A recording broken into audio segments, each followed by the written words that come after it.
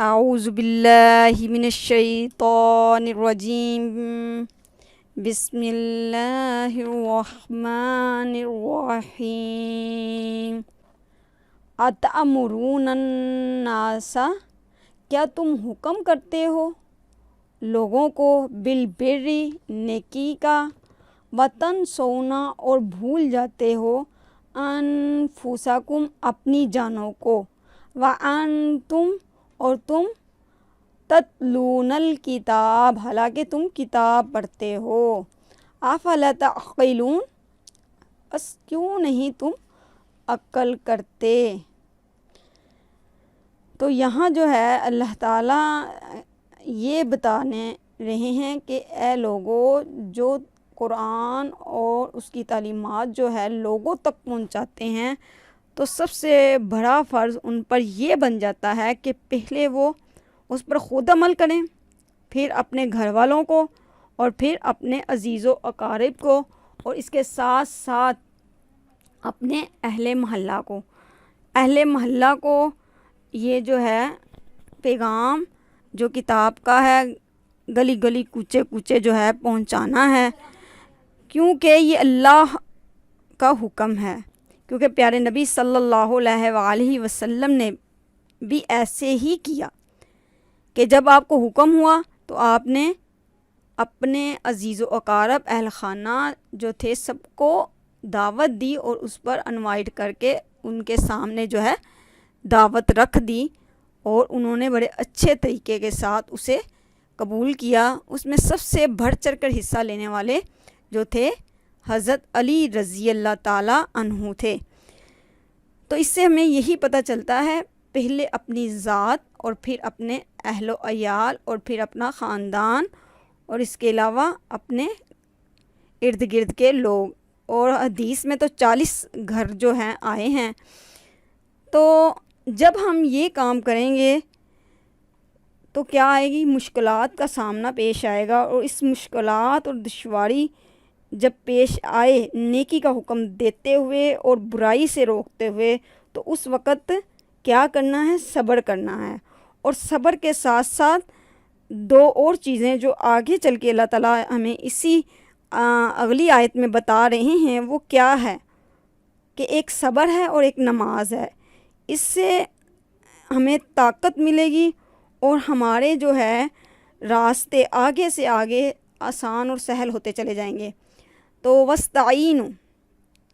یہاں کہا گیا مدد مانگو، بالصبری صبر کے ساتھ، والصلاۃ اور نماز کے ساتھ، وَإِنَّهَا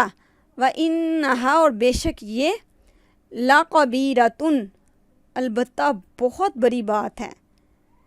بہت مشکل کام ہے، اللہ مگر ان لوگوں کے لیے نہیں، علی الخاشعین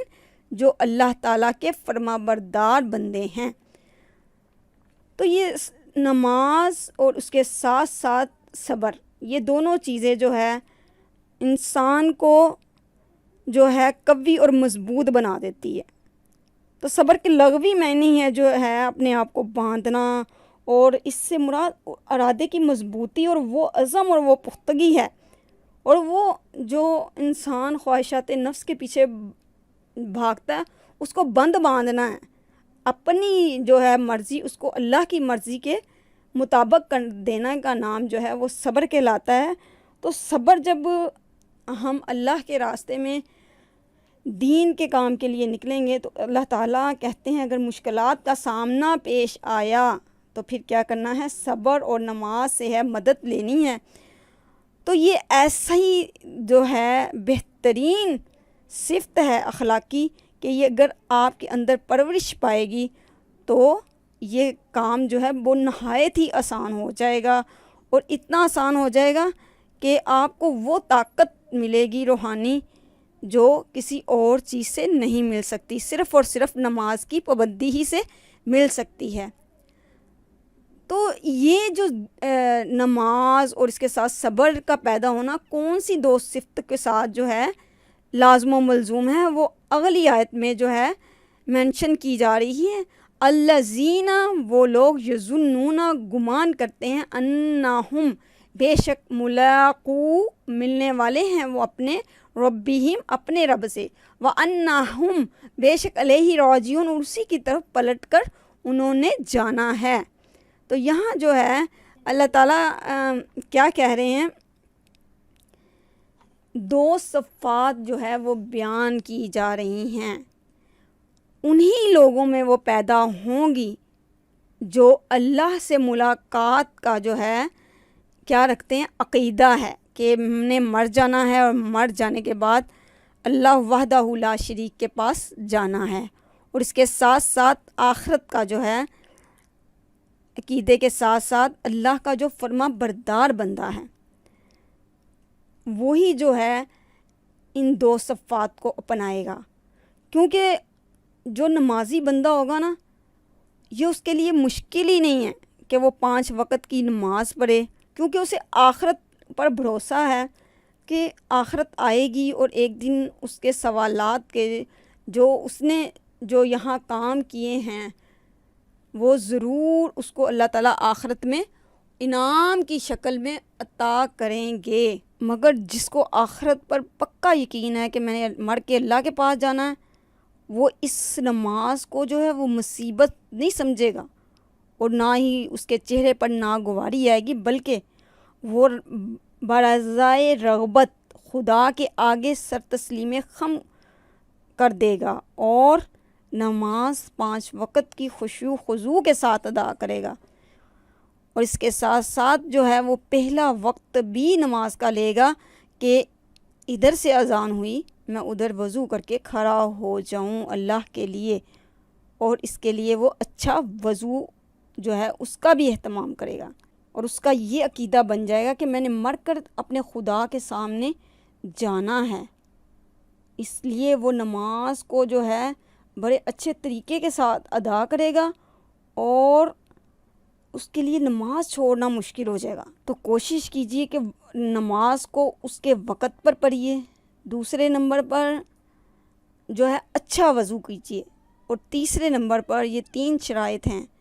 کہ خشوع خضوع کے ساتھ ادا کیجئے، کیونکہ اللہ تعالیٰ کہتے ہیں جو شخص ان 3 چیزوں کو پورا کرے گا اللہ تعالیٰ اس کو ادھر سے مرا ادھر سے جنت عطا کرے گا۔ اور اس کے وعدے کیے ہیں اللہ تعالیٰ نے، اور اللہ تعالیٰ اپنے وعدے کے کبھی خلاف نہیں کرتا۔ ضرور اپنی نمازوں کا جائزہ لے کر اسے ٹھیک کیجئے، کیونکہ یہ بہترین عمل ہے جو بندے کو اللہ کے قریب تر کر دیتا ہے۔ آگے چل کے فرمایا یا بنی اسرائیل اذکروا، اے بنی اسرائیل اذکروا یاد کرو نعمتی اللتی میری نعمت کو، اللتی وہ جو انعمت میں نے انعام کی علیکم تم پر، وانی اور بے شک میں نے فضلتکم تم کو فضیلت دی علی العالمین جہان والوں پر۔ تو یہاں جو ہے اس آیت کا دوبارہ جو ہے آدھا آیا ہے، یہ کس لیے ہے، یہ دوبارہ کیوں پھر رپیٹ کی گئی؟ تو یہ اس لیے کی گئی کہ یہاں جو ہے بنی اسرائیل کی بگاڑ کی جو سب سے بڑی وجہ یہی تھی کہ وہ آخرت کے متعلق جو ہے ان کا عقیدہ جو ہے بڑا ہی خراب ہو گیا تھا۔ وہ اس قسم کے خیالات میں مبتلا ہو گئے تھے، ہم جلیل القدر انبیاء کی اولاد ہیں، اور بڑے بڑے اولیاء اور صلحاء اور زہداء سے ہماری نسبت ہے، ہماری بخشش تو انہی بزرگوں کے طفیل ہو جائے گی۔ تو ان کو یہ جو جھوٹے بھروسے پر ان کی زندگی گزر رہی تھی، ان کو اس غفلت سے جو ہے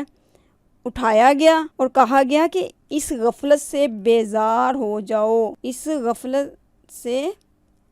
بیدار ہو جاؤ، کیونکہ جھوٹے بھروسوں نے ان کو دین سے غافل اور گناہوں کے چکر میں مبتلا کر دیا تھا۔ جو ہے اگلی آیت اس بات کی عکاسی کر رہی ہے، وَاتَّقُوا ڈر جاؤ، یومل اس دن سے لا یجزی نہیں کفایت کرے گا نفسن کوئی نفس ان نفسن کسی نفس سے شیئا کچھ بھی، ولا یقبل اور نہ قبول کیا جائے گا، نہ قبول کی جائے گی، منہا اس سے شفاعتن کوئی سفارش، ولا یؤخذ اور نہ پکڑا جائے گا منہا اس سے کوئی فدیہ، ولا ہم ینصرون اور نہ ہی وہ مدد دیے جائیں گے۔ تو یہاں جو ہے کہا اور ڈرو اس دن سے جب کوئی کسی کے ذرا کام نہ آئے گا، نہ کسی کی طرف سے کوئی سفارش قبول ہوگی، نہ کسی کو فدیہ لے کر چھوڑا جائے گا، اور نہ مجرموں کو کہیں سے مدد مل سکے گی۔ تو اللہ تعالیٰ سے دعا کیجئے کہ وہ دن جب آخرت کا ہوگا نفسا نفسی ہوگی، نہ باپ جو ہے بیٹے کے کام آئے گا، اور نہ جو ہے بیٹی ماں کے، اور نہ ماں بیٹی کے۔ حالانکہ یہ رشتے اتنے زبردست ہیں کہ کوئی کسی کو اگنور کرنے والا نہیں ہے، لیکن اس وقت نہ ہی کوئی سفارش قبول کی جائے گی اور نہ ہی فدیے میں دے کے، جیسے یہاں رشوت وغیرہ چل جاتی ہے نا، کہ اگر کام نہیں نکلا، کوئی بڑا امیر ہے تو جا کے رشوت دے کے اپنا کام نکلوا لیتا ہے، وہاں کوئی سفارش اور کوئی فدیہ، یعنی کوئی ایسا جو ہے لالچ والا کام کہ کسی کو دے کے پیسے اپنا مطلب نکلوا دیا جائے، ایسا کوئی نہیں چلے گا، کیونکہ اللہ تعالیٰ کہتے ہیں کہ اس دن کسی کی سفارش نہیں قبول ہوگی۔ ہاں احادیث میں جو آیا پیارے نبی صلی اللہ علیہ وسلم کی ہوگی، جسے اللہ تعالیٰ اجازت دیں گے اور اللہ تعالیٰ ہی کروائیں گے، لیکن اور کسی کی نہیں ہوگی۔ تو اس سے پہلے اپنے اعمال جو ہے اچھے کر لیں، بہتر کر لیں، تاکہ وہاں شرمندگی کے جو ہے کا باعث نہ بنے۔ تو اللہ تعالیٰ سے دعا ہے کہ اللہ تعالیٰ مجھے اور آپ کو باعمل بنائے، اور ہماری اولاد کو بھی نیکیوں کی طرف جانے کی اور 5 وقت نماز پڑھنے کی توفیق عطا فرمائے، اور عقیدہ آخرت پختہ کر دے، اور اللہ کی فرما برداری کے لیے ہمیشہ کوشش کریں ہم۔ سبحان ربک رب العزت عما یصفون وسلام علی المرسلین والحمد للہ رب العالمین۔